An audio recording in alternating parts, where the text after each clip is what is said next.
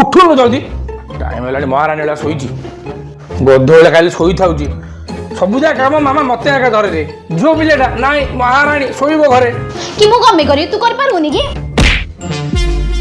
ହଇରେ ପୁଅ ଘର ସମ୍ପତ୍ତି ନେଲା ତ ଆଗତରା ବାହାରି ପଡୁ କାଇଁ ଘର ମହିଳା ଯାକ ସଫା କରୁନ ନାଇଁ ସେଟା କରିଦେଲେ ହାତ ସରୁ ପଡିଯିବ ଆଉ ମୁଁ କିଛି କରିନି କରୁ ବୋଲି କରେ ନହେଲେ ଧିଜା ମତେ ହେଲେ ଓଲଟା ପ୍ରହାର କରିବାରେ ଆସୁଛି କିନ୍ତୁ ମୁଁ କରିନି କାହିଁକି ନା ମୋ ବାପା ମା ମତେ ଭଲ ସଂସ୍କାର ଶିଖେଇଛନ୍ତି ଭଲ ଶିକ୍ଷା ଦେଇଛନ୍ତି ଝିଅମାନେ ହେଉଛନ୍ତି ଘରର ଲକ୍ଷ୍ମୀ ସେଥିପାଇଁ ଘରର ଲକ୍ଷ୍ମୀ ଉପରେ ହାତ ଉଠେଇବାର ନାହିଁ ଆଉ ଯଦି ଘରର ଲକ୍ଷ୍ମୀ ଉପରେ ହାତ ଉଠେଇଲି ତାହେଲେ କୁବେର ରାଗିଯିବେ ଆଉ ଯଦି କୁବେର ରାଗିଯିବେ ତାହେଲେ ତୋ ପାଇଁ ଯୌତୁକ କୋଉଠୁ ଆସିବ ତୋ ପାଇଁ ଯୌତୁକ ସେଥିପାଇଁ ଘରର ସବୁ କାମ କରେ ସବୁ ଘର ସଫା କରେ ଯା ମୁଁ କିଛି କରିନି ଯା ବେଶୀ କଥା କହୁ ଗଲେ ନେନା କଥା ମମ୍ମୀକୁ ସବୁ କଥା କହିଦେବି ହେଲା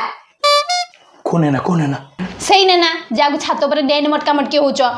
ବଜେଇ ଗୋଟେ ଏମିତି ଶୋଇ ପଡୁ ସିଧା ଉଠି ପାରୁନୁ ବୁଝିଲୁ ମମି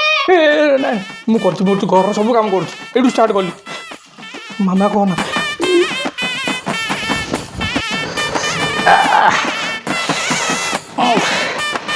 ମୁଁ ସବୁ ଘରର କାମ କରୁଛି ଆଉ ସେ ମହାରାଣୀ ଭଳିଆ ଶୋଇବ ନାଇଁ କ'ଣ କରିବି ଆଇଡିଆ ହେଇଯିବ ଏଇଟା ତୋ ପଇସା ଡାକିଲ ମୁଁ ସଫା କଲା ବେଳୁ ସେ ଆଲମାରୀ ଉପରେ ଥିଲା ଏ ମମିଟା କୋଉଠି ହେଲେ ପଇସା ରଖିଦେଇ ଭୁଲି ଯାଉଛି ଖାଲି ଭଲ ହେଲା ମତେ ଲାଭ ହେଲା ହଁ ଏଇଟା ମୋ ପଇସାଟା ଆରେ ମୁଁ କହୁଛି ତ ବାରମ୍ବାର ପଇସା ଇଆଡେ ସିଆଡେ ରଖେନା ବୋଲି ହଁ ଯା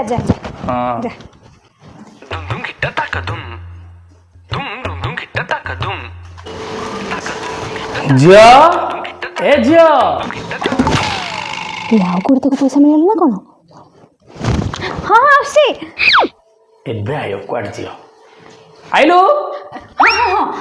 ଆରେ ଏ ଦୁଇଟାଟା ଏଇଠି ଥିଲା ତୋର କି ହଁ ମୋର ଏମିତି କ'ଣ ସନ୍ଧ୍ୟାରେ ଆହୁରି କେତେ ପଇସା ଥିବ ପରା ମମି ତ ରଖିଦେଇ ସବୁ ଭୁଲି ଯାଉଛି ଆଉ ମୁଁ ଆଗ ସଫା କରି ମୁଁ ଆଗ ସବୁ ନେଇ ଯାଉଛି ଆକୁ ମିଳିଲେ ଆଉ ମୋତେ କିଛି ଦେବନି ଭାଇ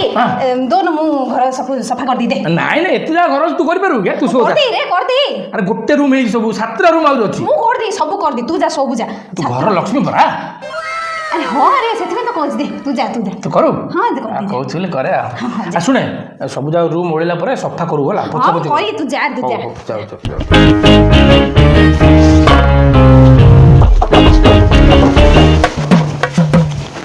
ମିଶନ सक्सेसफुल